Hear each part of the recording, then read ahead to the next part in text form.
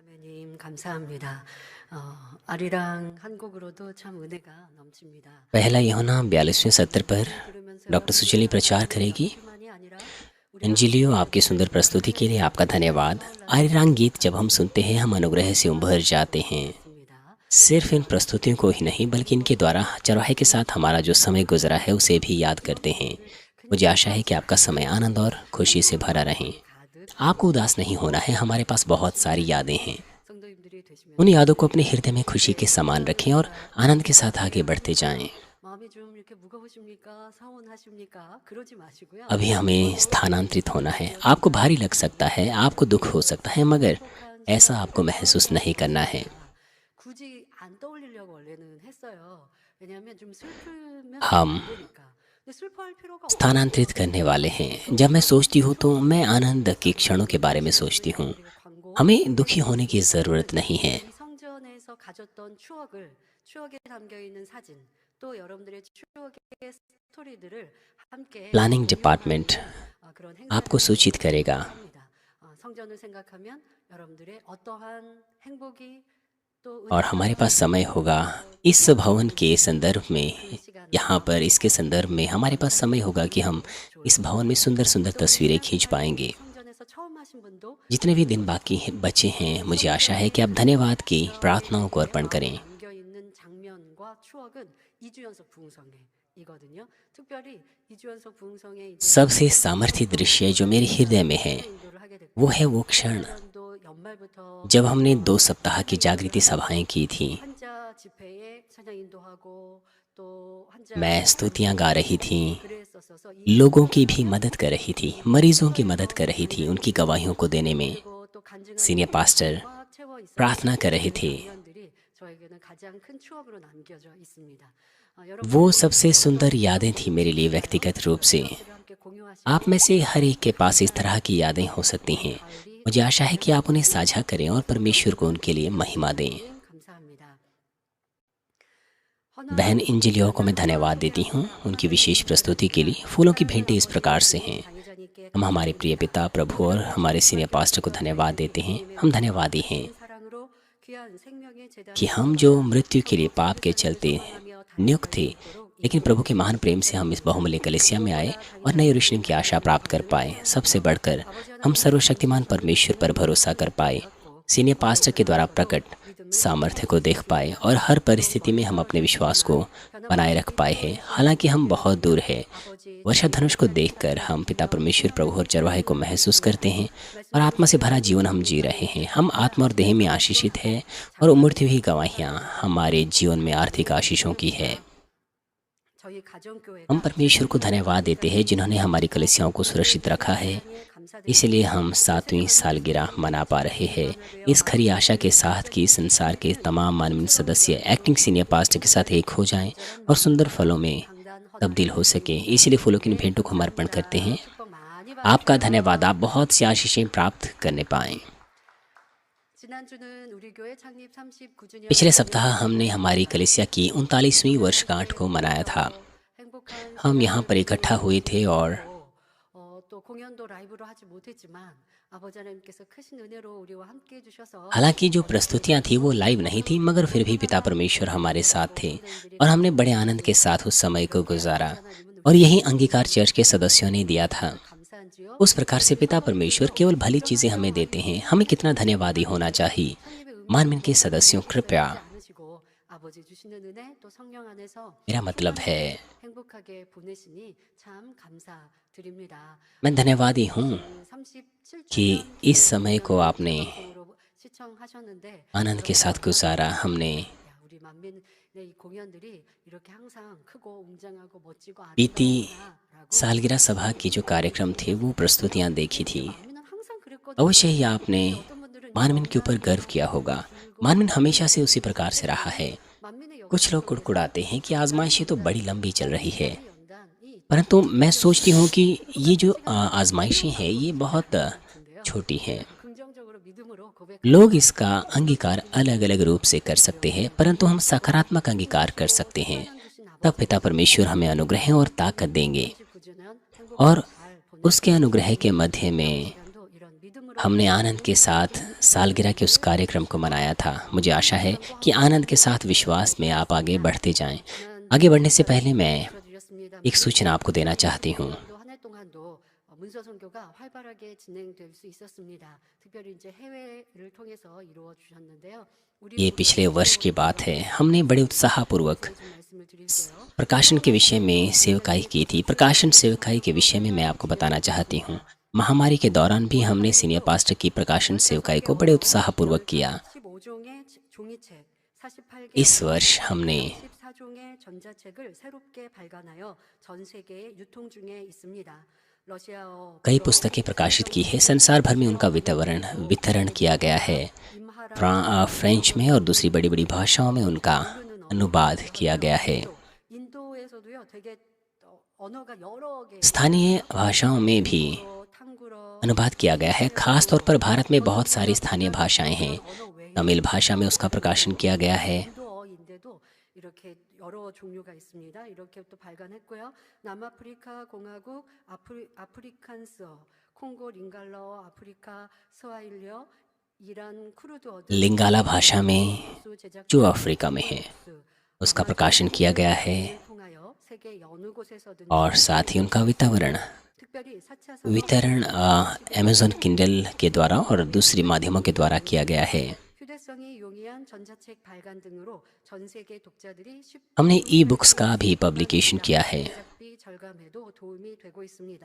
다이자님 저서 발간과 और संसार भर के दर्शकों के लिए उन्हें उपलब्ध कराया है। 감사드리며 지속적 हम मार्मिन के सदस्यों को धन्यवाद देते हैं जो सीनियर पास्टर की प्रकाशन सेवकाई के लिए प्रार्थना कर रहे हैं। हम निरंतर आपके सहयोग के लिए आग्रह करते हैं और इन बुक्स के लिए मैं उनकी प्रशंसा करती हूँ इस उपलब्धि के लिए। आइए मैं संदेश शुरू करूँगी। 에베소서 5장 8절 बाइबल कहती हैं 너희가 전에는 어둠이더니 कि 이제는 주 안에서 क्योंकि तुम तो पहले अंधकार थे परंतु अब प्रभु में ज्योति हो, सो ज्योति की संतान की नाई चलो, क्योंकि ज्योति का फल सब प्रकार की भलाई और धार्मिकता और सत्य है। 명령을 जब पहले मनुष्य आदम ने परमेश्वर की आज्ञा का उल्लंघन किया तो पाप इस संसार में आ गया और उसके बाद आदम के तमाम वंशज पापी बन गए। 싹쓴 사망의 क्योंकि पाप की मजदूरी मृत्यु है, इसलिए मनुष्य को मृत्यु का सामना करना पड़ा। 하여 죽음을 맞이 शारीरिक रूप से जब उनका जीवन समाप्त हो जाता है तो उन्हें मृत्यु का सामना करना पड़ता है। 영이 परमेश्वर के साथ संवाद खत्म हो चुका था, उनका आत्मा मर चुका था। परमेश्वर से जब संवाद रुक गया तो मनुष्य तेजी से शरीर में गिर गया और पाप संसार 창세기 6장 3절에 में तीव्रता से भर गया। और परमेश्वर ने कहा कि मेरा आत्मा मनुष्यों से सदा लौ विवाद न करता रहेगा, क्योंकि मनुष्य भी शरीर ही है। 육체가 된 사람 परमेश्वर ने इस बात की घोषणा की कि वह मनुष्य के साथ नहीं रहेगा जो शरीर बन गया है। 에서 하나님께서는 फिर भी परमेश्वर ने 하나님 पाप में मनुष्य को परमेश्वर के साथ संवाद करने का रास्ता खोला। वो है लहू का बलिदान। 이 땅에서 나 पहले मनुष्य हाबिल ने जब इस धरती पर बलिदान किया था, उसने लहू का बलिदान परमेश्वर की इच्छा अनुसार अर्पण किया। नूह ने, अब्राहम, इसहाक, याकूब और विश्वास के पूर्वजों ने ऐसा ही किया। 교통할 ऐसा करने के द्वारा उन्होंने परमेश्वर से संवाद किया। परमेश्वर की व्यवस्था के द्वारा मूसा ने विस्तार पूर्वक बताया कि कैसे परमेश्वर को वो बलिदान अर्पण करना था। 법을 따라 उस व्यवस्था के अनुसार जब इजरायलियों ने पाप किया तो वो कोई बछड़ा या भीड़ पकड़कर लहू का बलिदान अर्पण करते थे अपने पापों की क्षमा के लिए। लेकिन लहू का बलिदान जानवरों को मारने के द्वारा वो बलिदान सिद्ध नहीं था। इसलिए पिता ने अपने इकलौते पुत्र यीशु मसीह को इस धरती पर भेजा ताकि एक सिद्ध बलिदान किया जाए 그리고 예수님께서는 और अपने बहुमूल्य लहू को बहाने के द्वारा क्रूस पर, जिसमें कोई दाग धब्बा या दोष नहीं था, उसने हमें क्षमा दी। 하셨지요. 죄가 없으신 예수님은 사흘 पाप रहित यीशु 온 세상 मरने के बाद तीसरे दिन जी उठा और पूरे संसार के लिए उसने ज्योति दे दी। 죄인된 사람과 पाप रहित होकर यीशु मर गया और इस तरह से मनुष्य और परमेश्वर के बीच में प्रायश्चित का बलिदान बन गया। 마음의 영접 इस प्रकार से जो यीशु मसीह अपने हृदय में ग्रहण करता है और पवित्र आत्मा को प्राप्त करता है, वो परमेश्वर के साथ फिर से मेल मिलाप कर लेता है। इससे भी बढ़कर फिर से परमेश्वर की संतान के रूप में वो जन्म पाता है। परमेश्वर की संतान ज्योति की संतान है। उन्हें ज्योति के फल उत्पन्न करने हैं, 의로움과 सारी भलाई, धार्मिकता, सत्य इत्यादि। 예수님께서 이 땅에서 행하신 것처럼 जैसे कि यीशु ने इस धरती पर कार्य किए थे, वैसे ही उन्हें भी भलाई में और धार्मिकता में चलना है और सत्य का व्यक्ति बन जाना है, ईमानदार हृदय को पाने के द्वारा। मगर सिर्फ प्रभु को ग्रहण करना और पवित्र आत्मा को पाने का मतलब यह नहीं कि एक ही बार आपने ज्योति के फल उत्पन्न कर लिए हैं। आपको एक प्रक्रिया से गुजरना होता है जिसमें पाप और बुराई और असत्य की जड़ों को अपने अंदर में ढूंढना होता है जो आपके अंदर बोई गई है, और फिर उस अंधकार से निकलकर जो लंबे समय तक आप जिसमें थे, आकर आपको प्रभु में आकर के उन्हें दूर कर देना है और इस प्रकार से वचनानुसार चलना है, अंधकार को पूरी तरह से दूर करना है और फिर आपको ज्योति में चलना है।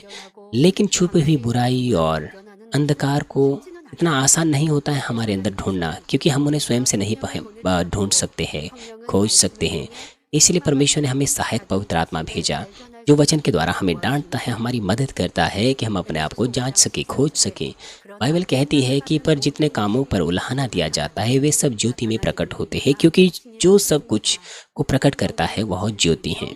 बाइबल सत्य है और यह सत्य हमारे गलत कामों को दर्शाता है और हमें ज्योति से उल्हाना देता है। इसीलिए नीति वचन में परमेश्वर हमसे कहता है कि आज्ञा तो दीपक है और शिक्षा ज्योति है, सिखाने वाले की डांट जीवन का मार्ग है। 명령은 등불이요 법은 빛이요 훈계의 책망은 곧 생명의 길이라 하셨습니다. 말씀을 통해 जिस सीमा तक आपको उल्हाना दिया जाता है और आप पापों को दूर करते हैं, अंधकार की चीज़ों को दूर करते हैं, तो आप ज्योति को जन्म देते हैं और ज्योति बनकर उभरते हैं। 빛으로 나오는 것입니다.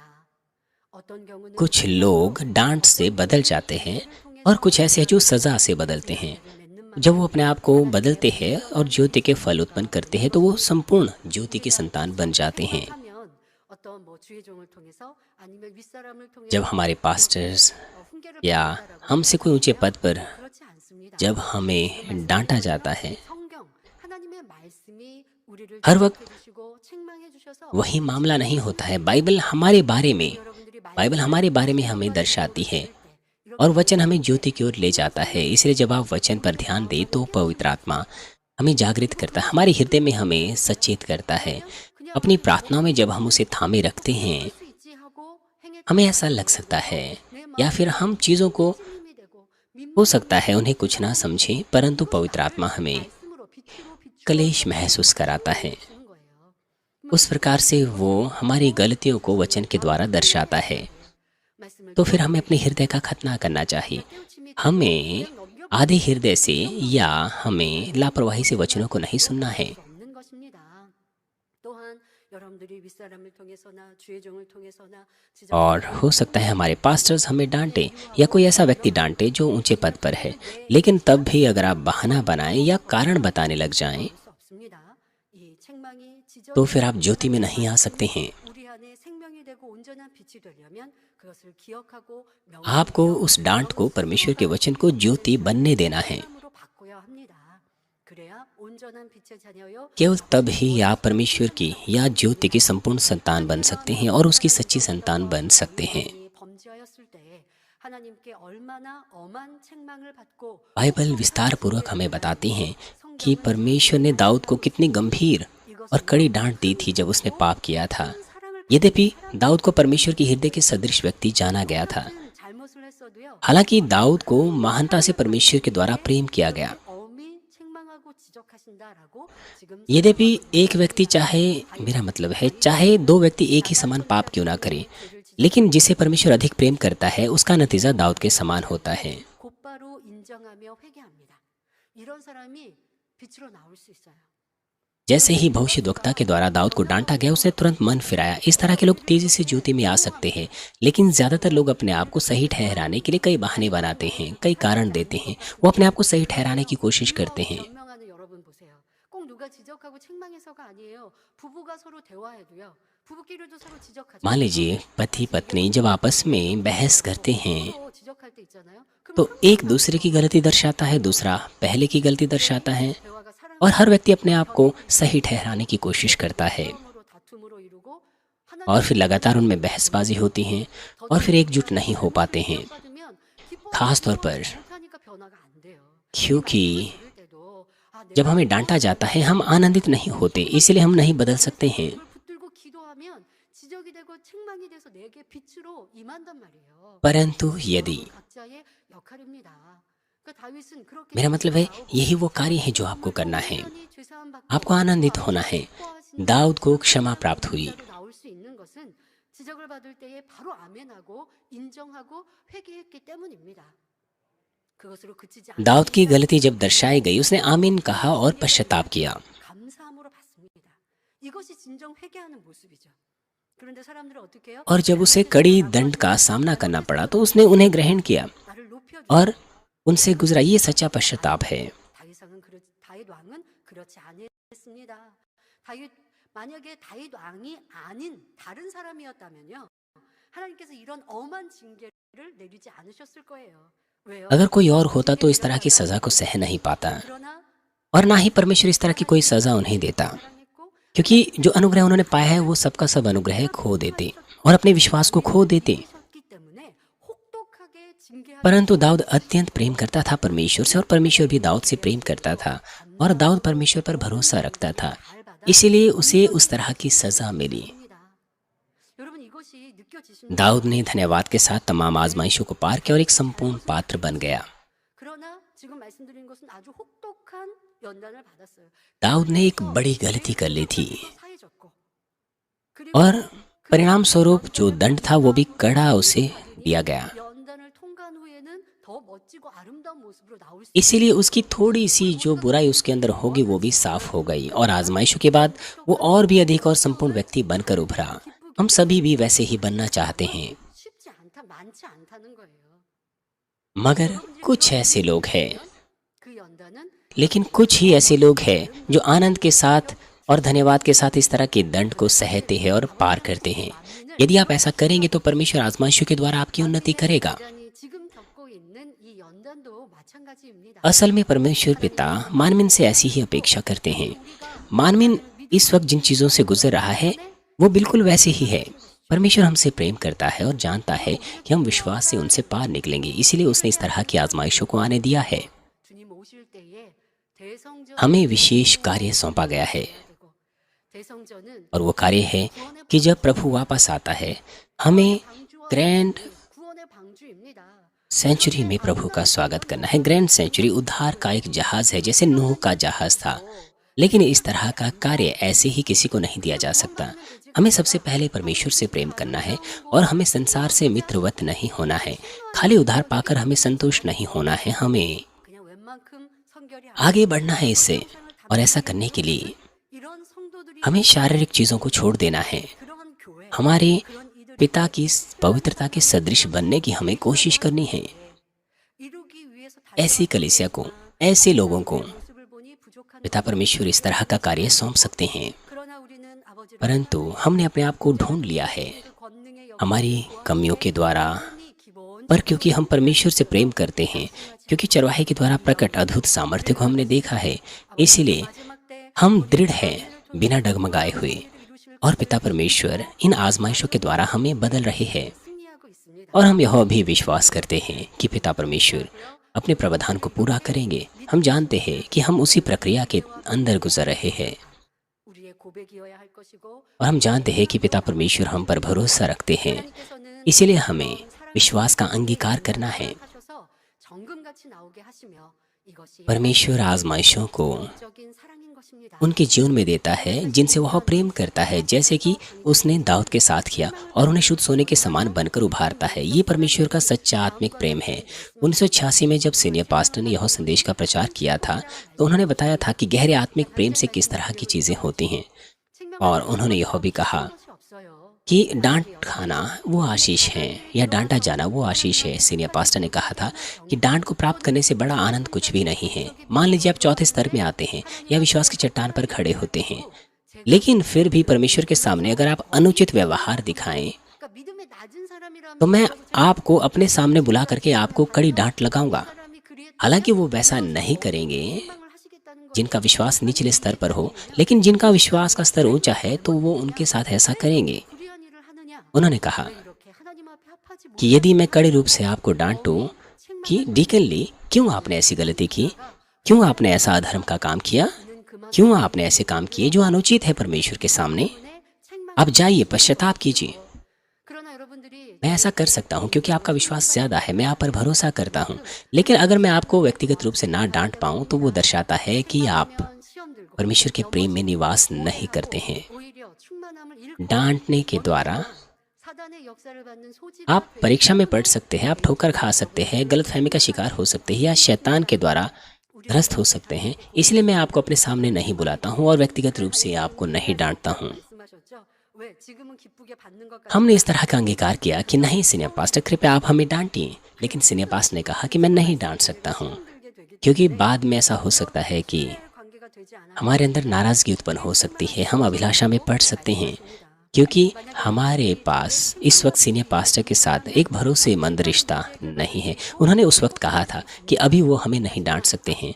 सीनियर पास्टर ने कहा कि अगर आप वो व्यक्ति बने जो सीधे रूप से मुझसे डांट खा सकता है तो आप अपनी आप आशीषें प्राप्त कर सकते हैं, आपकी समस्याओं का समाधान प्राप्त हो सकता है आपको तुरंत ही।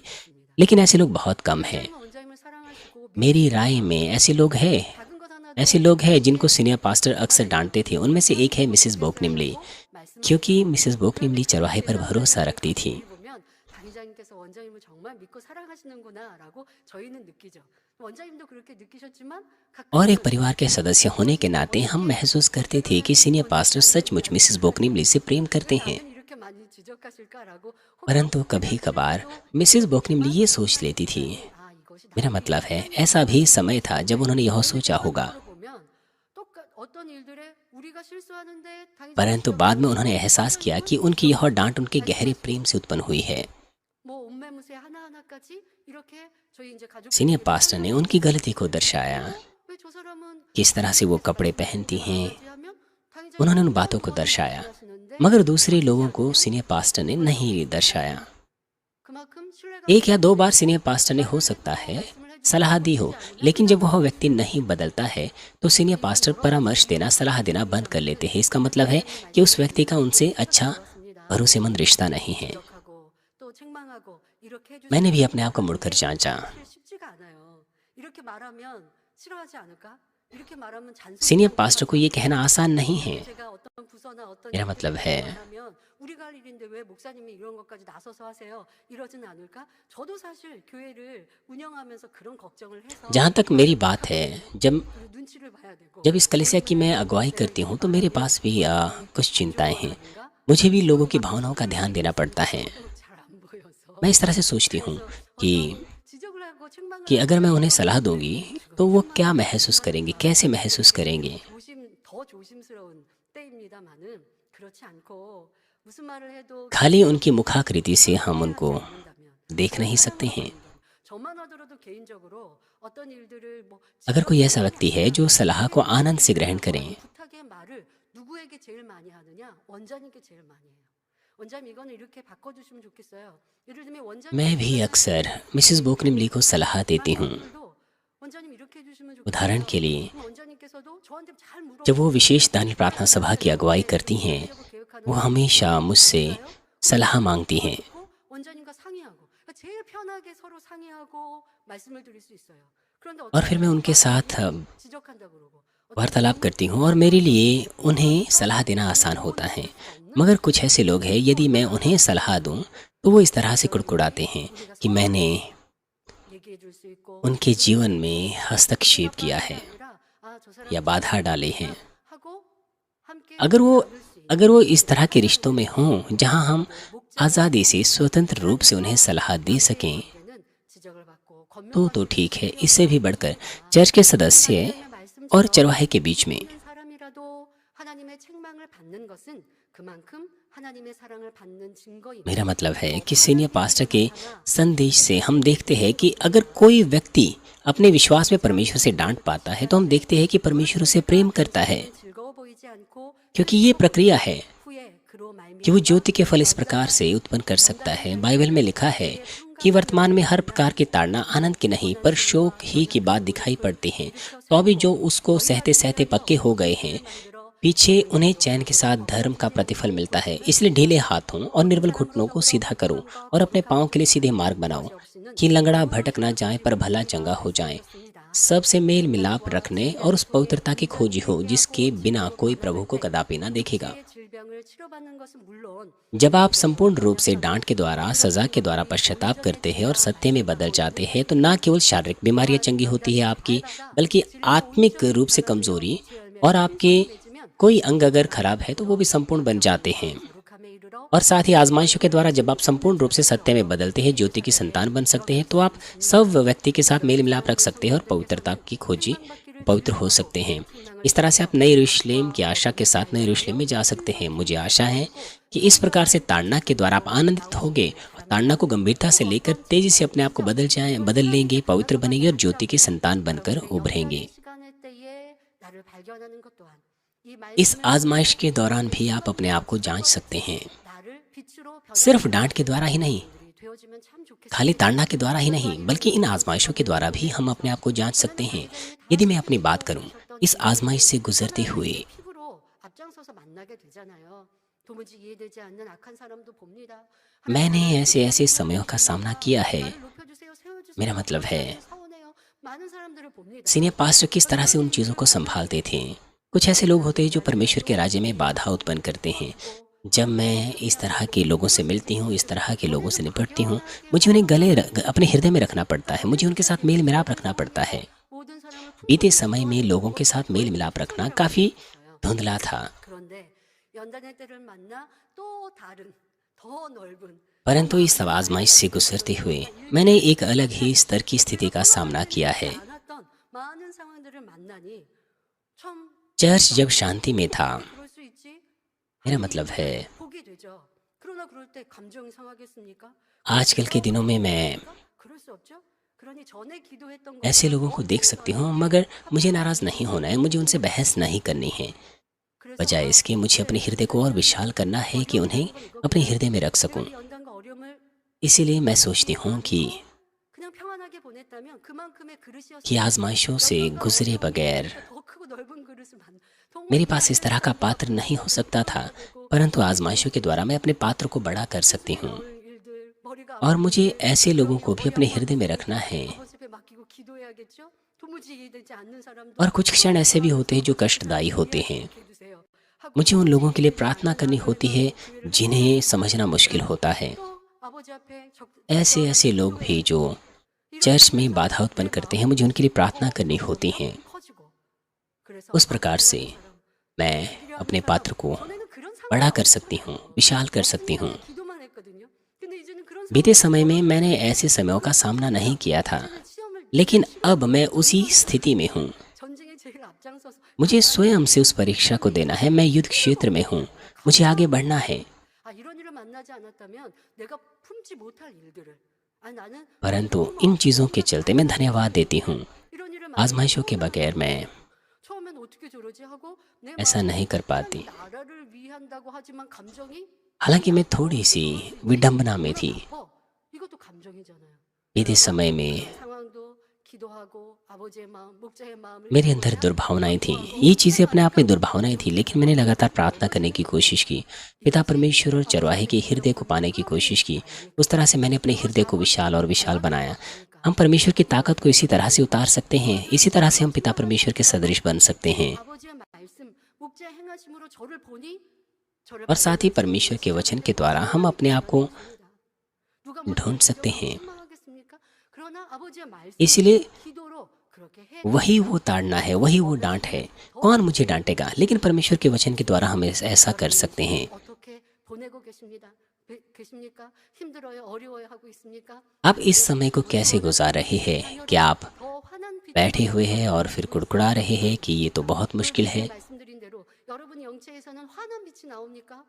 परंतु जैसे कि रविवार की सुबह की सभा में हमने सुना था, 그 영체 हमारी आत्मिक देह के अंदर 빛과도 ज्योति हमारी आत्मिक देह से निकलती हैं। 여러분도 영원히 안 충만해 보세요. 얼굴이 까 हमारी आत्मिक देह से निकलने वाली ज्योति, 안 충만한 게 보여요. मेरा मतलब है, 아픈가? 정말 그러다가 아프단 말이에요. 질병도 온단 말이에요. अगर आप 근데 성령이 충만한 आत्मिक चीज़ों से नहीं भरे हैं तो आप अंधकार में नजर आते हैं, आप बीमारियों से ग्रस्त हो जाते हैं, बीमार हो जाते हैं। लेकिन अगर आप आत्मा से भरे हैं, मुश्किल समय में भी आप शांति में रहते हैं, आपके मुख से भी ज्योति निकलती है। आपके आत्मिक देह से निकलने वाली ज्योति आपके शारीरिक देह पर भी नजर आती हैं। आपका चेहरा चमकता है। 5장 इसलिए आजमाइशों के द्वारा हमें ऐसी परमेश्वर की संतान बनना है जिसे पिता परमेश्वर चाहते हैं। आज के पाठ में लिखा है, हम जानते हैं कि जो परमेश्वर से जन्मा है वह पाप नहीं कर सकता। परमेश्वर से जो जन्मा है वह पाप नहीं करता है, अर्थात वो लोग जो यीशु मसीह पर विश्वास करते हैं, जो कि परमेश्वर का पुत्र है। यदि हम जानते हैं कि यीशु मसीह परमेश्वर का पुत्र इस धरती पर आया, मनुष्य की देह में होकर कड़ी आजमाइशों से गुजरा, पीड़ाओं से गुजरा और हमारे पाप के चलते क्रूस पर मरा, तो हम पाप नहीं कर सकते हैं। और साथ ही यदि हम अपने हृदय से एहसास करें परमेश्वर के उस प्रेम को जिसने अपने इकलौते पुत्र को दे दिया, तो हम कुछ और नहीं बल्कि परमेश्वर से प्रेम करेंगे और हम उसकी इस आज्ञा को मानेंगे। हम अपने भाइयों से प्रेम रखेंगे, धार्मिकता का कार्य करेंगे, ज्योति में निवास करेंगे। वो जो उसकी आज्ञा को मानते हैं और अपने भाइयों से प्रेम रखते हैं, वो है जो परमेश्वर से जन्मे हैं। लेकिन यद्यपि हम परमेश्वर पर विश्वास का दावा करें, लेकिन अगर हम पाप करें तो हम परमेश्वर से नहीं जन्मे हैं। पहला यूहन्ना इस बात पर बार बार जोर देता है। एक ही चीज इस किताब में बार बार दोहराई गई है। लिखा है, बालकों, किसी के भरमाने में ना आना। जो धर्म के काम करता है वही उसकी नाई धर्मी है। जो कोई पाप करता है वह शैतान की ओर से है, और शैतान आरंभ ही से पाप करता आया है। परमेश्वर का पुत्र इसलिए प्रकट हुआ कि शैतान के काम को नाश करे। शैतान यहाँ पर दुष्ट है, यहाँ पर डेविल का इस्तेमाल है। वो दुष्ट है। जो दुष्ट है वो अंधकार में चलने वाले लोगों को ढूंढता है। वो इस चाह में रहता है कि किसको फाड़ खाएं। अगर हम प्रभु के वचन में ना चले, अंधकार में निवास करें, तो असल में हम दुष्ट से संबंध रखते हैं। ये स्वाभाविक है कि परमेश्वर के संतान जो ज्योति है वो ज्योति में निवास करते हैं और पाप नहीं करते हैं। परंतु शैतान लगातार परमेश्वर की बचाई हुई संतान को बाधित करता है, पाप में डालने की और फिर से दुष्ट के हाथों में डालने की कोशिश करता है। वो कहता है कि पाप करना ठीक है, आप तो कमजोर हो, इसलिए आप कुछ नहीं कर सकते। इसलिए पाप करने के बाद लोग चर्च में आते हैं, पश्चाताप करते हैं। आप तो परमेश्वर के संतान के समान नहीं हैं। अपने हृदय और विचारों से कैसे आप पाप दूर कर सकते हो? आपको प्रार्थनाओं में इस तरह से चिल्लाने की आवश्यकता नहीं है, क्योंकि परमेश्वर तो सर्वशक्तिमान है, वो तो सब बातें जानता है। इसलिए जरूरी नहीं है कि आपको शाम की सभा में आना ही है। दूसरी कलीसियाओं में तो लोग केवल एक ही बार सभा में आते हैं, खाली सब्त के दिन। इस तरह से शैतान परमेश्वर की आज्ञा का उल्लंघन करने के लिए उन्हें भरमाता है, और जो लोग शैतान के करीब होते हैं उन्हें, और वो जो ऊंचे पद पर होते हैं, ऐसे लोगों को भरमाता है। जो भी है वो परमेश्वर के लोगों को, परमेश्वर के संतान को धोखा देता है कि वो पाप करें। लेकिन जो परमेश्वर के लोग हैं वो सत्य से अपने आप को भरपूरी से भरते हैं ताकि किसी भी तरह के भरमावे में ना आए। वे केवल धार्मिकता पर चलते हैं, और इससे भी बढ़कर वो प्रयास करते हैं उन लोगों को बचाने की जो आत्मिक रूप से कमज़ोर या अप्रौढ़ है, ताकि शैतान के भरमावे में वो ना आए। यदि वो सत्य को जानते हो, यदि वो असत्य पर ना चलते हो, अपने हृदय में सत्य को जोतते हो, तो फिर वो भरमाने वाली बातें जो शैतान देता है उनसे बच सकते हैं। लेकिन अन्यथा वो अभिलाषा में पड़ जाएंगे। उदाहरण के लिए बाइबल हमसे कहती है कि हम बकवाद ना करें और ना ही हम बुरी बातों को सुने, ना कहें। लेकिन जब लोग दूसरों को धोखा देते हैं तो वो क्या कहते हैं? वो कहते हैं कि आपको सही सही पहचान करनी है। या वो बातें करते हैं। इसलिए अगर आप आत्मिक वचनों से, परमेश्वर के वचनों से नहीं भरे हैं, तो फिर आप आसानी से आप भरमाए जा सकते हैं। आप न्याय निंदा करने लग सकते हैं। अगर आप परमेश्वर के वचन से भरे हैं तो पहले ही आप उन्हें सुनने से इनकार कर सकते हैं। लेकिन परमेश्वर के वचन सुनने के बाद भी अगर आपने उन वचनों को अपने अंदर नहीं रखा है, तो फिर आप शैतान के भरमावे में धोखे में आ सकते हैं और बड़ा पाप कर सकते हैं। वो जो सत्य से जागृत नहीं है वो आसानी से पाप और बुराई में पड़ सकते हैं। लेकिन क्या परमेश्वर की संतान शैतान से संबंध रखते हैं जो खाली एक या दो बार पाप करें? नहीं, उन्होंने परमेश्वर का वचन सुना है, आत्मा की भरपूरी का अनुभव किया है, इसलिए वो एहसास करते हैं कि आत्मा विलाप कर रहा है। वो एहसास करते हैं कि वो अपना अनुग्रह खो रहे हैं। लेकिन वो अगर इस बात को अनदेखा करे और बार बार पाप करे तो अंत में वो दुष्ट के हो जाएंगे।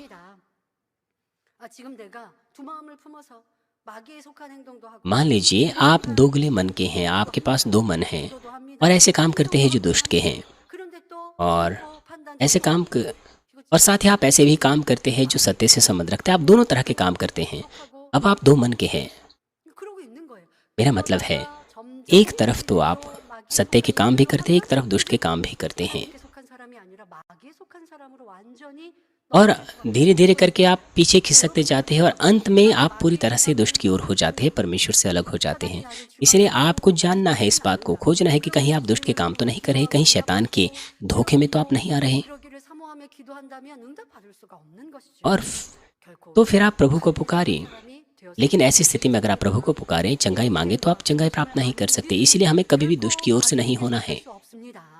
세상에 어떤 아름다움과 부요함, 안락함이 있다 해도 결코 죄를 지을 수 없지요.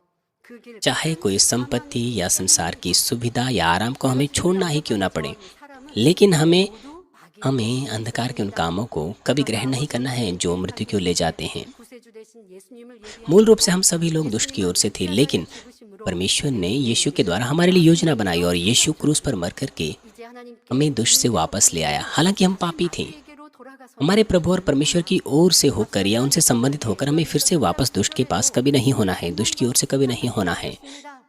하나님 पिछले सत्रों में भी कुछ ऐसी ही बात परमेश्वर ने कही है।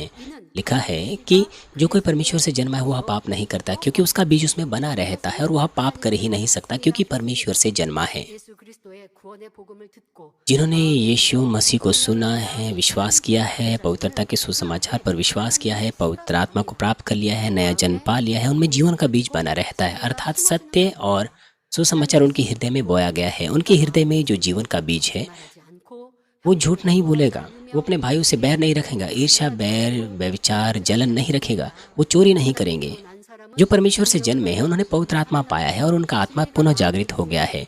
उनके हृदय में सत्य के द्वारा वो पाप नहीं करेंगे।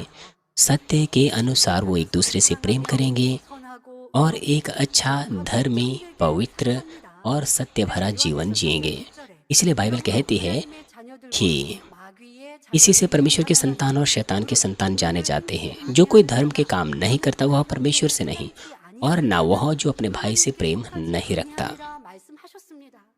이런 말씀은 우리가 외우고 마음에 심겨놔야 돼요. 내가 형제를 हमें इस तरह की आयतों को याद रखना है और अपने हृदय में रखना है। यदि हम अपने भाइयों से प्रेम रखें, मेरा मतलब है यदि हम अपने भाइयों से बैर करें, अगर किसी से हम बैर करते हैं तो हमें पता होना चाहिए कि हम परमेश्वर की ओर से नहीं हैं। हम कैसे अपने आप को बदल सकते हैं? 상대와 원수 맺고 있으면서 나는 안 मेरा मतलब है कि हम अपने आप को कैसे सही ठहराते हैं। हालांकि हम दूसरों से बैर रखते हैं, लेकिन हम कहते हैं कि मैं तो उनसे बैर नहीं रखता। 믿고 정죄하고 있고 상대의 수 हम उनसे बैर रखते हैं, हम उनसे अपने आप को दूर करते हैं, उनकी न्याय करते हैं, निंदा करते हैं, उनके बारे में बकवाद करते हैं, उनमें बुराई ढूंढते हैं। ये बैर का कार्य है। इस तरह से हम उनसे बैर रखते हैं, फिर भी अपने आप को सही ठहराते हैं हम कि हम तो उनसे बैर नहीं रखते। पिता परमेश्वर क्या कहेंगे आपके बारे में कि आप उनसे बैर कर रहे हैं? 보이고 있으니 그러니 내가 기도를 받아도 치료받지 못하고 ये वो है जो शैतान से दुष्ट से संबंध रखता है। इसीलिए आप चंगाई प्राप्त नहीं कर पाते, इसीलिए आप उत्तर प्राप्त नहीं कर पाते। यद्यपि आप प्रार्थनाओं में पुकारते हैं, 하는 문제들을 기도 चाहे आप प्रार्थना भी करें, उपवास भी करें। 요청합니다만은 여러분 मेरा मतलब है कि लोग मेरे पास प्रार्थना विनती भेजते हैं, मैं आग्रहपूर्वक उनके लिए प्रार्थना करती हूँ। लेकिन अगर आप स्वयं दुष्ट से संबंध रखें तो चाहे मैं कितनी ही प्रार्थना आपके लिए क्यों ना करूं, परमेश्वर आपके लिए कार्य नहीं कर सकता है। आधारित रूप से आपको दुष्ट की ओर से नहीं होना है, आपको परमेश्वर की संतान, ज्योति की संतान के रूप में जीवन जीना है। आप में से कुछ लोग इस तरह से कह सकते हैं, मेरा मतलब है कि यदि आप 온전히 성경 अंधकार में रहकर दुखी होते हैं, दुख महसूस करते हैं, या आपको किसी तरह का कोलाहल आपके हृदय में होता है और फिर आप प्रयास करते हैं, तो परमेश्वर नहीं कहेगा कि आप दुष्ट की ओर से हैं। 누가 권면해도 지적해도 लेकिन अगर आप अंधकार के काम करें फिर कहे कि मैं तो अंधकार से संबंध नहीं रखता, ये समस्या है। आपकी गलती जब दर्शाई जाती है आप अपने आप को सही ठहराते हैं। यदि भी आप दुष्ट की ओर से हैं मगर आप कहते हैं कि आप है नहीं। 미워하니까 민망해 मान लीजिए 회개해 이런 사람을 어디 आप अपने भाई से बैर रखते हैं 스스로 और इसके बारे में आपको दुखी महसूस होता है, कायलता महसूस होती है और आप उसके लिए प्रार्थना करते हैं।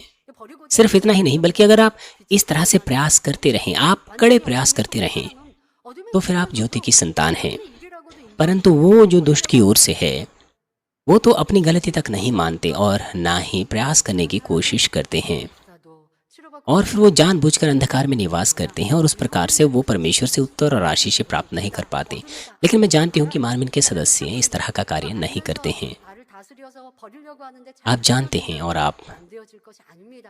정말 마음 명심하고 또 불같이 기도하고 죄악 가운데 거하지 않기 위해 आपको इन चीज़ों को अपने हृदय में रखना है, उत्साही प्रार्थनाएं करनी है, कड़ी मेहनत करनी है कि इन चीज़ों को आप दूर कर सकें। आपको और भी खराई से प्रार्थना करनी है और लहू बहाने तक पाप के विरुद्ध संघर्ष करना है। 입니다. 진리를 순종하고 의를 행하며 형제를 사랑하는 자는 하나님의 자녀이고 반대로 बाइबल इस बात को बड़ा साफ कर देती है कि जो सत्य पर चलते हैं, 진리를 떠나는 धार्मिकता पर चलते हैं, अपने भाई से प्रेम रखते हैं, वो परमेश्वर की संतान है। 빛과 어둠 लेकिन जो धार्मिकता पर नहीं चलते, सत्य का पालन नहीं करते, वो दुष्ट की संतान है। अंधकार और ज्योति में यहाँ साफ साफ अंतर है, भलाई बुराई में बहुत स्पष्ट अंतर है।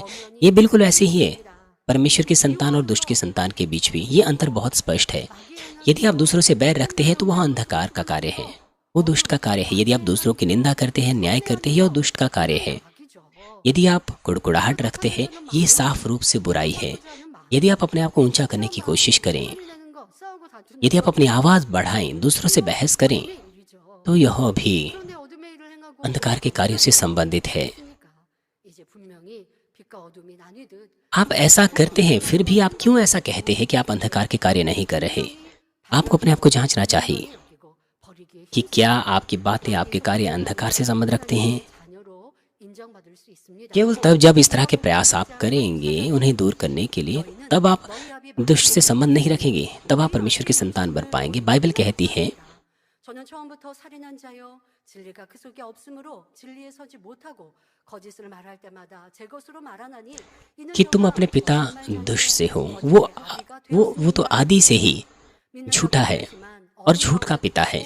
진리를 जब भी वो झूठ कहता है, वो स्वभाव से झूठ बोलता है। 마귀에서 난 것이고 वो जो कहते हैं कि मैं विश्वास करता हूँ, लेकिन अंधकार में रहते अधार्मिकता का काम करते हैं, वो दुष्ट की ओर से जो कि उनका पिता है। 진리를 행하지 परमेश्वर पर विश्वास का दावा लोग करते हैं, लेकिन अगर वो पाप करे तो वो दुष्ट की है और अंत में वो नरक में चले जाएंगे, 영원한 사망 दुष्ट के अधिकार में रहकर।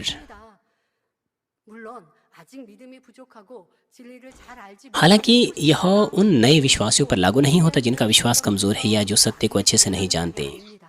일꾼이며 그만큼 यदि चर्च के कार्यकर्ता जिनका एक लंबे समय से मसीह जीवन है, जिनके पास विश्वास है, जो सत्य को जानते हैं, 에 거하면 अगर वो धार्मिकता का काम ना करें, अगर वो अंधकार में रहें, तो वो दुष्ट से संबंध रखते हैं। 51절에 यीशु ने कहा, मैं तुमसे सच कहता हूँ, यदि कोई मेरे वचन को सुनता है और उन्हें मानता है, वो मृत्यु ना देखेगा।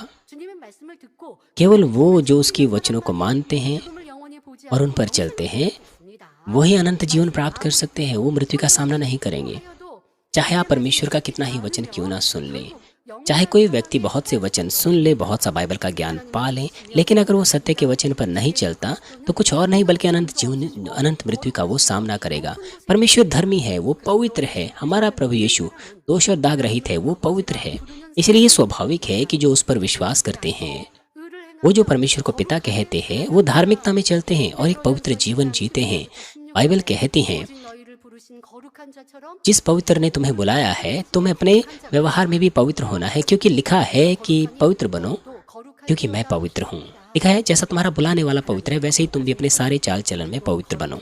जैसा परमेश्वर पवित्र है, हमें भी पवित्र होना है। जैसे हमारा प्रभु शुद्ध है, हमें भी शुद्ध होना है। 거룩하게 살아갈 때 하나님께 जब इस तरह से एक पवित्र जीवन हम जीते हैं, तो हम परमेश्वर की संतान से या परमेश्वर से उत्पन्न हुए के रूप में पहचान पाते हैं और फिर दुष्ट हमें छूने नहीं पाता। ये है विश्वासी भरा जीवन, ये है पवित्रीकरण का सुसमाचार।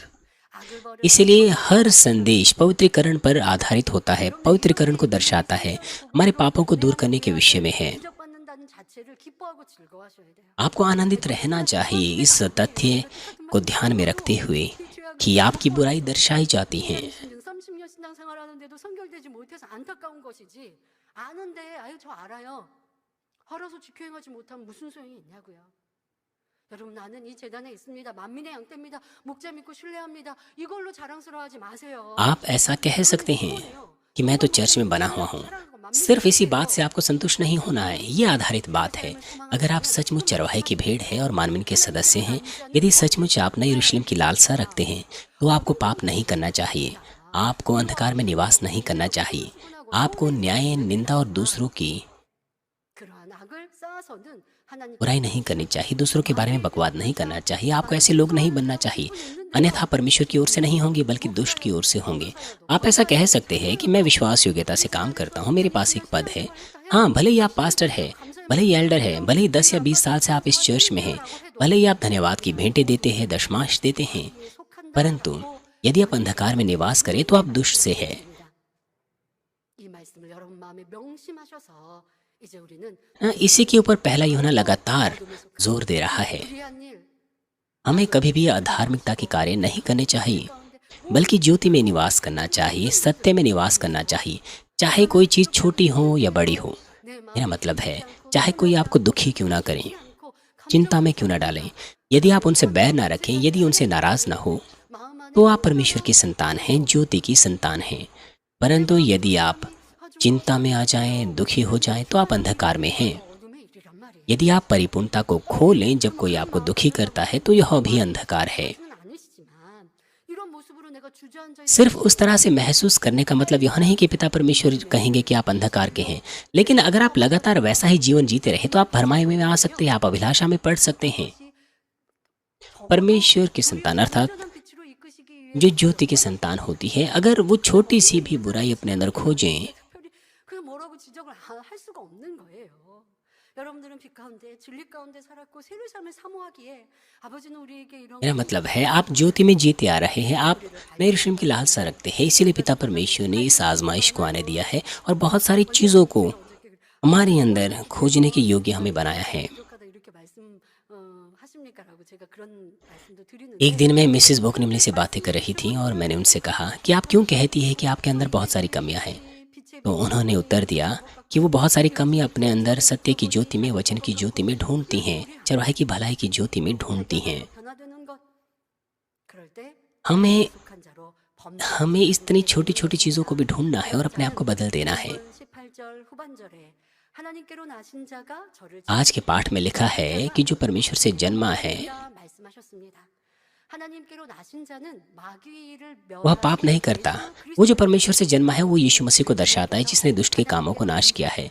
इसका मतलब यह है कि हमारे प्रभु लोगों को सुरक्षित रखते हैं जो परमेश्वर से जन्मा है, अर्थात वो जो वचन में चलते हैं, जो पाप नहीं करते।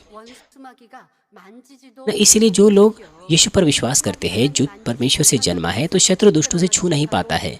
शत्रु दुष्ट हमें छू नहीं पाता। यह दर्शाता है कि वो हमें बीमारी में नहीं डाल सकता, क्लेश और आजमाइशें हमारे जीवन में नहीं ला सकता है। यदि कोई बीमारी आपको लगती है, आपके कार्यशालाओं में समस्याएं हैं, आप आजमाइश और सताव का सामना अपने परिवार में करते हैं, इसका मतलब है कि दुष्ट के हाथों से आप सुरक्षित नहीं हैं। यदि आप सत्य में निवास करें तो शत्रु दुष्ट किसी प्रकार की बीमारी, आजमाइश और कष्ट नहीं ला सकता है, क्योंकि हमारा प्रभु हमें सुरक्षित रखता है।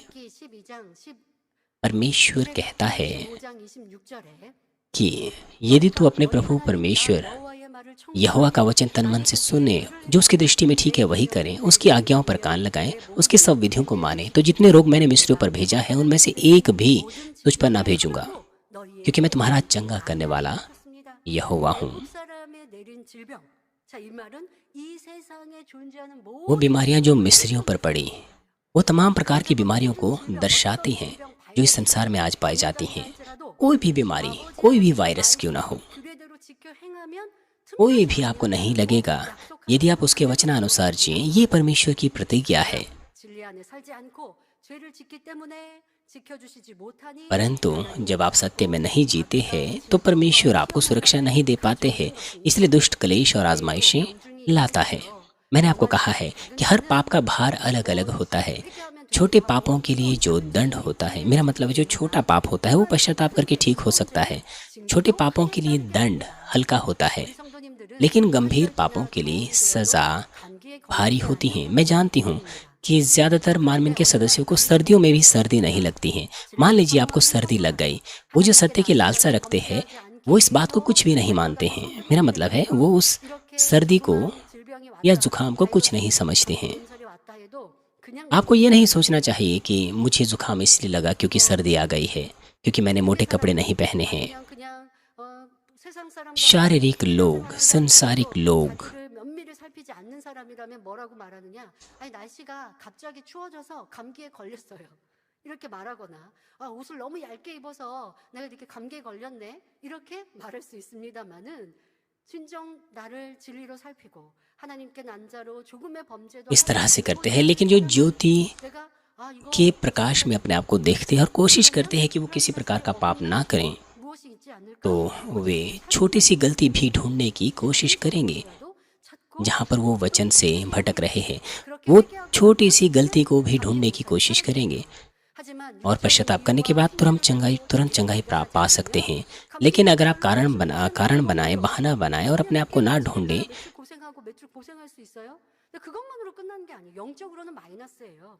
तो आपको खाली सर्दी ही नहीं लगेगी, खाली जुकाम ही नहीं लगता है, बल्कि आप बाद में कोई बड़े पाप भी कर सकते हैं क्योंकि आप अपनी पाप और बुराई को नहीं मानते हैं। 이때 मान लीजिए कोई आर्थिक मुश्किलों का आप सामना कर रहे हैं। 다른 성도가 있는 कुछ लोग कहते हैं कि अर्थव्यवस्था अच्छी नहीं है इसलिए मैं कष्ट में हूँ।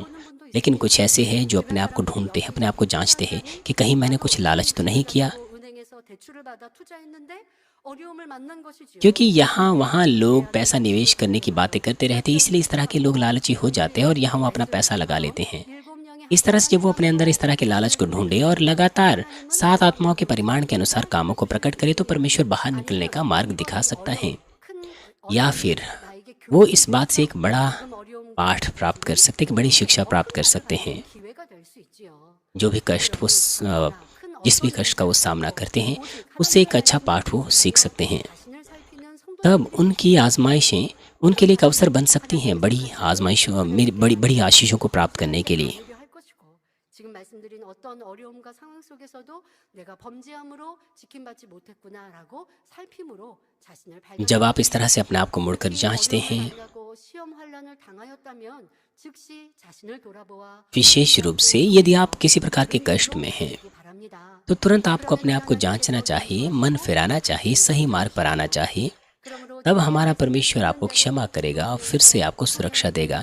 इसलिए जब आप सत्य का वचन सुनते हैं तो आपको प्रार्थना करनी चाहिए, पाप और बुराई को दूर करने का प्रयास करना चाहिए पवित्र आत्मा के सामर्थ्य को पाकर। 진리를 행하는 만큼 जिस सीमा तक आप कोशिश करते हैं पाप और बुराई को दूर करने की, सत्य में चलने की कोशिश करते हैं, उसी सीमा तक परमेश्वर आपको सुरक्षा देता है।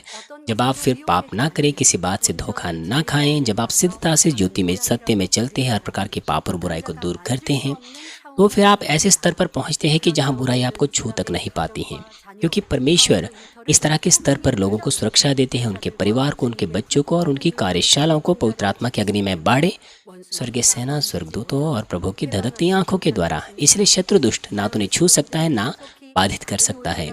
इसलिए मैं आपसे विनती करती हूँ कि आप छोटी सी पाप की बुराई को भी दूर करें, सिद्ध पवित्रीकरण को पा लें और ऐसे स्तर पर पहुंचे जहां बुराई आपको छू भी ना सकें। ऐसा करने के द्वारा मैं प्रार्थना करती हूं कि आप इस आयत के साथ आशीष प्राप्त करें, जैसे कि लिखा है कि हे प्रिय, मेरी यह प्रार्थना है कि जैसे तू आत्मिक उन्नति कर रहा है, वैसे ही तो सब बातों में उन्नति करें और भला चंगा रहे। 성도 여러분 मैंने आपको बताया कि परमेश्वर, जो लोग परमेश्वर से जन्म में हैं, उन्हें सुरक्षित रखता है और बुराई उन्हें छू नहीं पाती है। 께서 친히 부르시고 परंतु बाइबल में ऐसे मामले हैं 특별히 죄를 짓 जहाँ पर स्वयं परमेश्वर ने एक व्यक्ति को चुना, बुलाया और आजमाइश और परीक्षाओं से वो गुजरे, हालांकि उन्होंने विशेष रूप से स्वयं पाप नहीं किया था। प्रेरित पौलुस बहुत से क्लेशों से, सताओं से गुजरा, सुसमाचार का प्रचार करते हुए। अब्राहम को अपनी पत्नी और 위협을 받은 उसके कुएं उसे छीन लिए गए और साथ ही दाऊद भी अभिषेकित होने के बाद, राजा के रूप में अभिषेकित होने के बाद उसे भागना पड़ा। कई तरह के जीवन के जोखिमों के क्षणों से और आजमाइशों से, 이룰 कड़ाई से गुजरना पड़ा। परंतु इस तरह की चीजें शत्रु दुष्ट के द्वारा नहीं लाई गई थी, बल्कि परमेश्वर के द्वारा अपने प्रावधान को पूरा करने के लिए 할 그릇이 उन्हें एक यंत्र के रूप में बनाने के लिए उनका संशोधन किया। 근원이 되기 위해 परमेश्वर चाहता था कि पौलुस एक ऐसा पात्र बने जो अन्य जातियों में सुसमाचार का प्रचार करे, और अब्राहम तमाम जातियों के लिए 골리앗 आशीषों का स्रोत बने, और दाऊद 왕의 군대 इज़राइल का सबसे बड़ा राजा बने। 전투에서 जब दाऊद ने गोलियत को मारा और पलिश्तियों से जीत हासिल की, तो शाऊल के मुख्य सेनापति होने के नाते उसकी प्रशंसा की गई कि शाऊल ने तो हजारों को और दाऊद ने 10,000 को मारा। 다윗이 다음 उसके लोग जब इस तरह से दाऊद से प्रेम करने लगे तो शाऊल को जलन होने लग गई। ये जानकर कि दाऊद अगले राजा के रूप में अभिषेकित हुआ है, तो शाऊल 10 वर्षों तक अपनी सेना के साथ उसका पीछा करता रहा ताकि उसे मार डालें। 의지할 때가 दाऊद को अन्य 때도 있었고 जाति के लोगों के बीच में जाना पड़ा जहां उसके पास खाने के लिए रोटी नहीं थी, 진설병을 얻어 먹어야 할 때도 있었습니다. और उसे वो खाना खाना पड़ा 아기스에게 의지하러 갔는데 아기스의 신하들이 사울의 죽인 자 जो केवल याजक खाते थे। 하는 말을 인용하여 다윗을 경계하여 वो अर्किश जो गाथ के राजा थे उसके पास जाना पड़ा, वहां उसने मदद मांगी। 거리고 침을 수염에 흘리고 미친 척하여 간신히 목숨을 건지기도 했습니다. 이렇게 다윗이 연단을 받은 이유가 하나님을 사랑하지 और उसे कई तरह की मुश्किलों का सामना करना पड़ा, और एक जगह पर तो दाऊद को पागलपन का सा व्यवहार करना पड़ा, जहां उसकी लार उसके मुंह से निकल रही थी। दाऊद को इस तरह की चीजों से गुजरना पड़ा। ये परमेश्वर की योजना थी कि दाऊद एक ऐसे संशोधन की प्रक्रिया से गुजर रहा था जहां परमेश्वर उसे एक ऐसा पात्र बनाना चाहता था कि वो इजराइल का एक बड़ा राजा बने, जहां पड़ोसी देश भी उसकी आज्ञाओं को माने। इस तरह की कड़ी आजमाइशों के द्वारा दाऊद ने निरंतर अपने आप को नम्र किया और एक ऐसा व्यक्ति बन गया जो परमेश्वर पर पूरी तरह से भरोसा रखता था, और परमेश्वर की सामर्थ्य के द्वारा वो निरंतर बदलता गया। इसलिए दाऊद के ऊपर जो आजमाइशें आई थी वो शत्रु, दुष्ट और शैतान की ओर से नहीं थी, बल्कि वो तमाम संशोधन की वो प्रक्रिया थी जिसमें परमेश्वर की योजना के तहत दाऊद निरंतर शोधित किया गया। प्रेरित पौलुस भी प्रभु के सामने ऐसा ही था। प्रभु से मिलने से पहले उसका जुनून और जो जोश था व्यवस्था के प्रति वो अत्यधिक था। उसकी स्वयं की धार्मिकता बहुत अधिक थी। वो यीशु मसीह पर विश्वास करने वालों को सताता था। यहाँ तक कि विश्वासियों को अरेस्ट करने के लिए, गिरफ्तार करने के लिए उसने याजक से पत्र भी प्राप्त कर लिया था। लेकिन परमेश्वर पौलुस के भीतरी हृदय को जानता था, उसकी विश्वास योग्यता को जानता था। यद्यपि परमेश्वर उसका भीतरी हृदय जानता था, परमेश्वर ने उसे प्रभु से मिलाया और एक अन्य जाति के लिए प्रेरित के रूप में तैयार कर दिया। इसका मतलब यह नहीं कि प्रेरित पौलुस पहले से पवित्र होगा, बल्कि उसे भी अपने आप को उस अनुशासन की प्रक्रिया से गुजारना पड़ा, अपने हृदय को पवित्र करना पड़ा। ऐसा नहीं है कि कोई भी व्यक्ति स्वयं से खुद ब खुद पवित्र हो जाएगा, खुद ब खुद अपने बाहरी मनुष्यत्व को मार डालेगा, बल्कि परमेश्वर की योजना के तहत वो पवित्रीकरण के प्रावधान से, पवित्रीकरण की प्रक्रिया से गुजरा, और तभी वह उस तरह का प्रेरित बन गया। उस पर पथराव किए गए, उसका जहाज समुद्र के मध्य में टूट गया, उस पर झूठे दोष लगाए गए, अपने ही लोग उसे मारने को तुले थे, भूख में, प्यास में, और उसके कपड़े बहुत ही गरीब वाले थे। इस तरह से पौलुस ने अपनी स्वयं की धार्मिकता को पूरी तरह से मार डाला और हर दिन प्रभु के लिए मरता था। प्रेरित पौलुस ने, जिसने आजमाइशों के द्वारा अपने लिए पात्र को तैयार किया, तो परमेश्वर ने उसे सामर्थ्य दी, वचन का अधिकार दिया, और परमेश्वर ने उसके द्वारा बहुत सी कलीसियाओं को स्थापित किया और बहुत सी आत्माओं को बचाया। जब पौलुस अपनी सेवकाई में और भी सिद्ध बना, अनुभवी बना, तो परमेश्वर ने और भी गहराई से उसे संवाद करने की योग्य बनाया। इसीलिए वह बाइबल की 14 पत्रियों को लिख पाया। यद्यपि पौलुस बहुत सारी आजमाइशों से गुजरा, लेकिन उसने उन्हें दुख भरी, सताव भरी, पीड़ा भरी नहीं माना, बल्कि वो उसके लिए एक आशीष ही थी, जिसके द्वारा वो परमेश्वर की महिमा का यंत्र बना और महानता से परमेश्वर के राज्य को पूरा किया। ऐसा भी समय था, मेरा मतलब है कि ये जो आजमाइश आपके पास इस वक्त है, क्या आप भी इस आजमाइश को उसी तरह से गुजार रहे हैं? मेरे आसपास जो भी विश्वासी है, हर व्यक्ति अलग अलग तरह का जीवन जी रहा है। हर व्यक्ति ढूंढने की कोशिश करें कि पिता परमेश्वर आपसे क्या चाहते हैं। ढूंढने की कोशिश करें कि पिता परमेश्वर के अनुग्रह को वो किस तरह से चुका सकते हैं। वे विश्वास योग्य रहने की कोशिश करते हैं, हालांकि वो हताश होते हैं, दुखी होते हैं, परंतु वो लगातार परमेश्वर और चरवाहे के बारे में सोचते रहते हैं। इस तरह से वो अपने पात्र को और भी बड़ा और बड़ा बना सकते हैं। परंतु कुछ ऐसे लोग हैं जो कहते हैं कि मुझ पर तो हमला हुआ है, मैं तो मुश्किल में रहा हूँ, मैं तो कड़ी आजमाइशों से गुजरा हूँ।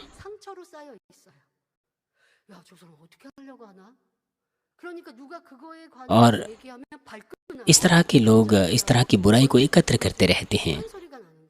इसीलिए अगर कोई भी व्यक्ति इस तरह की चीज़ों को दर्शाता है तो वो व्यक्ति क्रोधित हो जाता है, अपनी आवाज़ बढ़ाता है, वापस हमला करता है। वो कहता है कि मुझ पर हमला हुआ है, हम इस तरह का कार्य नहीं करना चाहिए। आजमाइशों के दौरान हाँ, हम पे हमला होता है, ये स्वाभाविक है, लेकिन आप कितना आनंदित होने की कोशिश करते हैं। आपको अंगीकार करना चाहिए कि मेरा तो इन चीज़ों से कोई लेना देना नहीं। परंतु जो इस तरह के लोग होते हैं वो पागल हो जाते हैं जब वो उन समयों के बारे में सोचते हैं जब उन पर हमला होता है। उन्हें परमेश्वर से तसल्ली पानी चाहिए। ये स्वाभाविक है कि हम पर हमला होता है। 뭐 그렇게 뭐가 있어요. 다 아버지 앞에서 हमें ये कहने की आवश्यकता नहीं है कि मैं तो बहुत सारी मुश्किलों से गुजरा हूँ। हमें इस तरह की चीज़ें कहने की आवश्यकता नहीं है। 나는 상처요. 나는 힘듦이요. 나는 공격을 많이 받았고 इस तरह के लोग जब आजमाइशों से गुजरते हैं 하고 तो वो कहते हैं कि मैं तो बहुत सारी मुश्किलों से गुजरा हूँ, मैं तो मुश्किल में हूँ, कठिनाई में हूँ। लेकिन अगर आप इस तरह की बातें करते रहें 난자가 되고 तो इसका मतलब है कि वो अच्छे से आजमाइशों से नहीं गुजरा है। 원하셨는데 ना, ये बात कितनी दुखद है। पिता परमेश्वर चाहते हैं कि हम अपने आप को बदलें, 그래서 लेकिन वो लोग 이런 연단에 दुर्भावनाएं एकत्र करते रहते हैं। 분들 있어요. 그럼 이거 उनकी दुर्भावनाएं आजमाइशों के दौरान और भी गहरी होती जाती हैं। 내 안에 इसीलिए उनकी जो आजमाइश है वो परमेश्वर की ओर से नहीं, 그러나 변화되신 वो अपनी बुराई ही प्रकट करते हैं। 감정이 나올 수도 있어요. हालांकि सबसे पहले हम बुराई अपने अंदर ढूंढ सकते हैं, 그러면 시간이 आ सकते हैं, हम दूसरों से झगड़ा कर सकते हैं, लेकिन जैसे जैसे समय गुजरता है आपको एहसास करना है कि यह गलत है।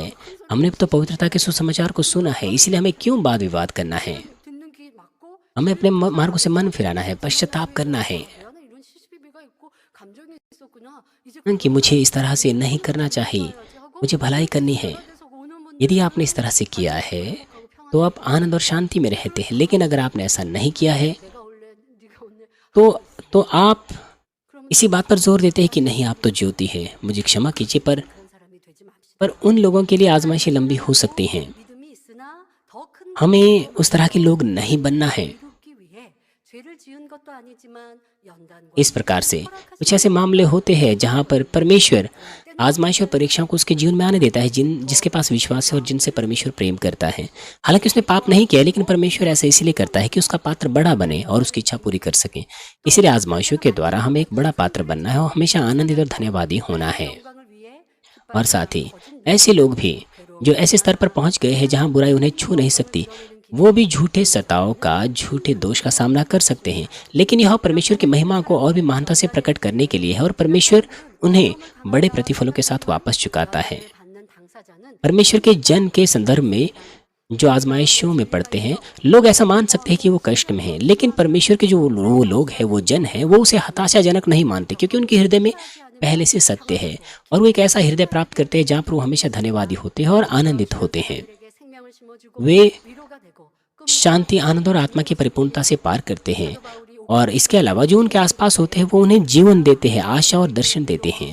हम जानते हैं कि पौलुस ने 사도 바울의 경우처럼 놀라운 किस तरह से बहुत सारी कलीसियाओं के विषय में पत्रियां लिखी, उन्हें आशा दी, उत्साहित किया। 올림픽에 출전한 परमेश्वर की इच्छा में जिन आजमाइशों से हम गुजरते हैं वो अद्भुत आशीषें लाती हैं।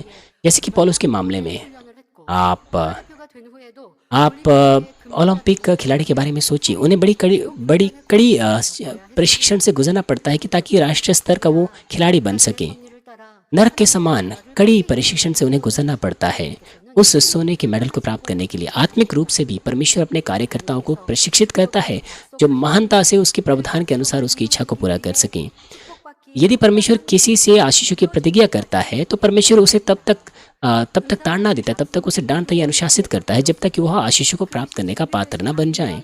연단은 연장될 수밖에 없고 चाहे परमेश्वर की आशीषों का समय क्यों ना आ जाए, लेकिन अगर उसका पात्र तैयार नहीं है तो जो आजमाइशें हैं वो 시험에 통과하지 못하면 लंबी होती जाएगी। 까지 연단은 이어 उत्तर राशि देने से पहले परमेश्वर परीक्षा आने देता है।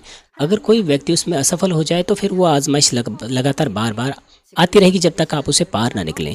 मुझे आशा है कि एक ऐसा पात्र आप बने 그릇으로 변화되시기를 कि इस आजमाइश के द्वारा एक ऐसा पात्र आप बने कि आप ऐसी आशीष प्राप्त कर सके जिसकी आपने प्रतिज्ञा पाई है। 온영의 사람으로 इन बाकी बचे दिनों में मुझे आशा है कि 입니다. 그리고 남은 2021년 더욱 힘써 성결에 이르러 मेरा मतलब है 내가 만지지도 2021 के इन बाकी बचे हुए दिनों में मैं यीशु मसीह के नाम से प्रार्थना करती हूँ कि आप और भी अधिक पवित्रीकरण में पहुँचने की कोशिश करें और ऐसे स्तर पर पहुँचे जहाँ बुराई आपको छू नहीं सकती। आइए आज के संदेश को प्रार्थना में रखते हुए आइए प्रार्थना करेंगे। 하나님께서 나신 자, 곧 예수 그리스도께서 지키시고 보호하셔서 원수마귀 사단이 만지지도 못한다 하였습니다. 주여, 우리 모두가 하나님께로 난 자, 범죄하지 않는 하나님의 빛의 자녀가 되길 원하옵나니 이제는 조금의 어두움도 용납하지 아니하게 없어서 어떤 악의 모양도 용납하지 아니하게 없어서 빛에 속한 사람들이요 하나님께 속한 사람들로 온전히 변화되기를 힘써 이루어서 이젠 아버지 하나님의 보호하심, 주님의 지키시고 보호하심, 천국 천사, 성령의 불담으로 우리의 가정과 가족, 일터를, 우리의 영혼을, 우리의 육체를 지키시사 항상 간직이 넘치며 하나님의 아들, 딸들로서 영광만 돌려가는 만민의 모든 성도님들로 축복하여 주옵소서. 감사드리며 우리 주 예수 그리스도의 이름으로 기도하옵나이다. प्रभु यीशु मसीह के नाम से प्रार्थना करते हैं, आमीन। ये समय होगा बीमारों के लिए प्रार्थनाओं को ग्रहण करने का। अगर आप बीमार हैं, अपना हाथ अपने बीमारों के ऊपर रखें। अगर आप बीमार नहीं हैं, अपना हाथ अपनी छाती पर रखें। अपने हृदय की इच्छाओं के लिए इस प्रार्थना को प्राप्त करें। हालेलुया। सर्वशक्तिमान हमारे प्रेमी पिता परमेश्वर, कृपया अपना हाथ तमाम विश्वासियों पर रखिए जो इस वक्त इस प्रार्थना को ग्रहण कर रहे हैं। समय और दूरी को मिटाते हुए अपना कार्य उन पर प्रकट कीजिए जो इस वक्त इस प्रार्थना को GCN और इंटरनेट पर और सैटेलाइट टीवी पर, शाखा और संघीय कलीसियाओं में और परमेश्वर के संतान संसार भर में ग्रहण कर रहे हैं। हृदय से विश्वास करने के योग्य उन्हें विश्वास दीजिए। नकारात्मक विचार और शक दूर कीजिए। तमाम क्लेश और आजमाइशें दूर कीजिए। सिर से लेकर पैर तक सभी अंदरूनी अंग, कोशिकाएं, उत्तक और तंत्रिकाएं और जो भी बीमार अंग है उन्हें पवित्र आत्मा की आग के द्वारा झुलसा दीजिए और मूल ज्योति के द्वारा। यीशु मसीह के नाम से मैं आज्ञा देता हूँ, शत्रु, दुष्ट और शैतान, सभी बीमारियां, रोगाणु, विषाणु और निर्बलताएं दूर हो, ज्योति आ जाएं। कृपया उनके तमाम असाध्य और अंतकारी रोग पवित्र आत्मा की आग के द्वारा झुलसा दीजिए। सभी प्रकार की महामारियां, मलेरिया सहित दूर कीजिए। सभी संक्रामक रोग जैसे कि जुकाम और बुखार उनसे दूर हो, उन्हें सुरक्षा दीजिए। सभी प्रकार के रोगाणुओं और विषाणुओं से, सभी पेट, फेफड़े, जिगर, छाती, यूट्रेन और आंतों के कैंसर से चंगा कीजिए। एड्स, लुकेमिया, दिमागी रक्तघात, उच्च रक्तचाप, धीमा रक्तचाप, मधुमेह, थायराइड की समस्याएं, हृदय, फेफड़े और स्त्री रोग और सभी सूजन और जलन दूर हों और साफ हो जाएं। पोलियो, लकवा, गठिया और हर्निटेड डिस्क से उन्हें चंगा कीजिए। पेट दर्द, सिर दर्द और मानसिक दर्द और तमाम दूसरे दर्द गायब हो जाएं। मिर्गी, स्वलिनता, उदासी, तंत्रिका रोग और दूसरी मानसिक बीमारियां उनसे दूर हो। सभी प्रकार के लकवे खुल जाएं, उठें, चलें और कूदें। आंखें सामान्य देखने लगे, कान सामान्य सुनने लगे, अंधे देखने लगे, बहरे सुनने लगे और गूंगे बोलने लग जाएं। सभी प्रकार की दुर्घटना के दुष्प्रभाव से उन्हें चंगा कीजिए। उनकी टूटी हड्डियां जोड़ दीजिए। उन्हें जलन से ठीक कीजिए। जलन और दहन संवेदना उनसे दूर हो। पिता, कोई दाग वहां न रह जाएं। सभी प्रकार की नशे की लत से, जहर पदार्थ और उनके इस्तेमाल से साफ हो जाओ। मृत कोशिकाओं, तंत्रिकाओं को फिर से जिला दीजिए। मृतकों को जिला दीजिए। उन्हें गर्भधारण की आशीष दीजिए। आप गर्भधारण की आशीष प्राप्त करने पाएं। यीशु मसीह के नाम से मैं आज्ञा देता हूँ, शत्रु, दुष्ट और शैतान, पापों के सामर्थ के शासक, अंधकार की बुराई की सेनाएं और उनके दास उनसे दूर हो। बुरी, अशुद्ध, झूठी, धोखे की और अलग करने वाली आत्माएं और सभी अंधकार के बल दूर हो। दुष्टता के तमाम बंधन खुल जाएं। अंधकार दूर हो, ज्योति आ जाएं। पिता परमेश्वर, उन्हें ताकत दीजिए कि वे प्रार्थनाओं में पुकारें। पापों को दूर करने की उन्हें सामर्थ्य दीजिए और वे पवित्र हो जाएं। जब उनका प्राण समृद्ध होता है, सब बातों में वे भले चंगे रहे और उनके परिवारों में भी सुसमाचार का प्रचार हो। तमाम दुर्घटना और विपत्तियों से पूरे सप्ताह भर उन्हें सुरक्षा दीजिए और आशीष दीजिए कि एक समृद्ध जीवन बिना किसी समस्या के वे जी सकें। पवित्र आत्मा के अग्निमय बाड़े में स्वर्गीय सेना, स्वर्गदूतों और अपनी धधकती आंखों के द्वारा अपने सभी बच्चों को, उनके घर, कार्यशाला और व्यापारों को सुरक्षा दीजिए। विद्यार्थियों को बुद्धि और समझ दीजिए। जोश और जुनून, मेहनत से पढ़ाई करने के लिए उन्हें दीजिए। कृपया उनका हृदय और मन संसारिक चीज़ों से बचाएं और वो परमेश्वर को और भी अधिक जोश के साथ प्रेम करने पाएं।